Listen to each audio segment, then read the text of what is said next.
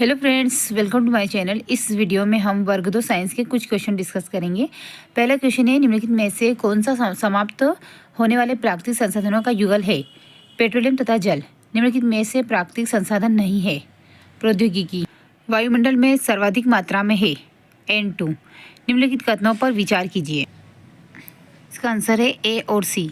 समताप मंडल में ozone gas पाई जाती है।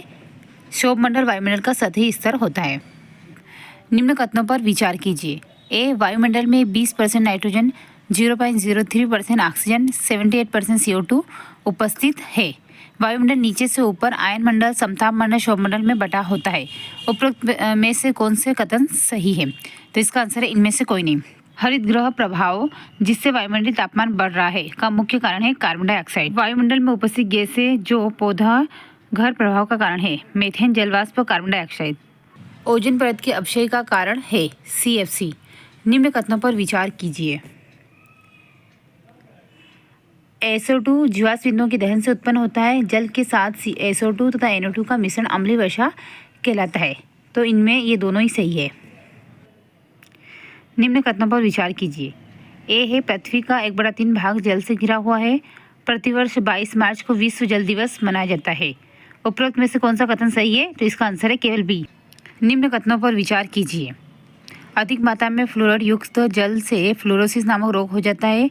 बी है, पारा Hg के कारण मिनी माता रोग उत्पन्न होता है। तो उपरोक्त में से कौन सा कथन सही है? तो ए और बी दोनों सही है। निम्नलिखित सही गलत कथनों में से सही को पहचानिए। तो इसका आंसर केवल डी है, वर्षा जल का प्रमुख स्रोत है। विश्व जल दिवस मनाया जाता है 22 मार्च।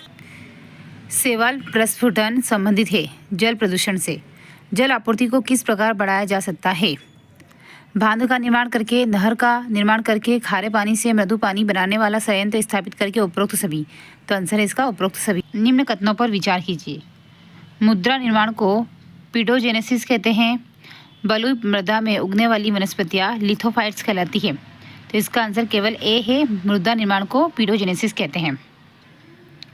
निम्न कथनों पर विचार कीजिए। काली मिट्टी क्ले युक्त अधिक उपजाऊ मिट्टी है। काली मिट्टी दक्षिण पश्चिम भारत के पठारों पर पाई जाती है। उपरोक्त में से कौन सा आंसर सही है? तो इसका आंसर है केवल बी।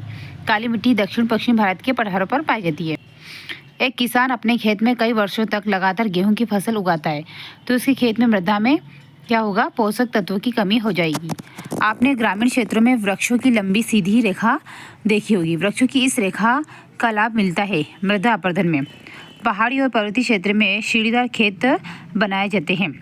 ए, अपर्दन को रोकने के लिए, और आंसर सी है, मृदा संरक्षण के लिए। तो फ्रेंड्स, आपको वीडियो पसंद आए तो चैनल को लाइक एंड सब्सक्राइब जरूर कर लीजिएगा। Thank you.